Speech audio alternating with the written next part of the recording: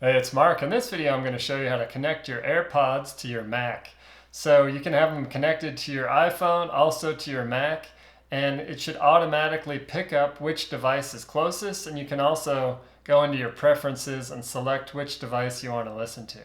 So first step in doing this on your Mac is to open up the case to your AirPods, leave the AirPods in there, and then you hold the button down on the back. There's a little button right there. Just hold that down for a few seconds. This light will go on there, and then it's flashing. So now that this light is flashing, it means that your Mac is going to be able to detect that there's another device to connect with. So then you go, a couple of ways you can do this. First is you go up to the Apple up top, click System Settings, and then down on the left you'll see Bluetooth. So go to your Bluetooth. And it looks like it's searching for nearby devices right now, down here at the bottom. So since I've clicked this button, it should detect that these are nearby, and you'll be able to connect instantly that way.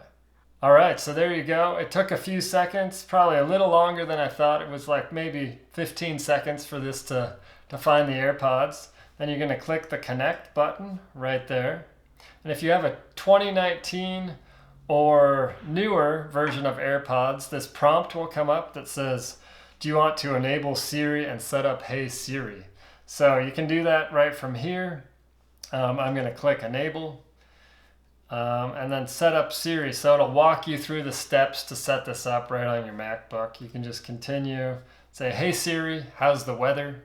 All right, Siri's ready. So then this Mac will now listen for the Hey Siri requests, and I can listen to those right through the AirPods. It's all set up now. Another way you can find the Bluetooth settings on your Mac is up top. There's a little icon there. That's the Bluetooth icon. You can click on that, and then the AirPods, they're connected right there. So you can connect them or disconnect them. And either your Mac or your iPhone should connect to your AirPods based on whichever one's closest.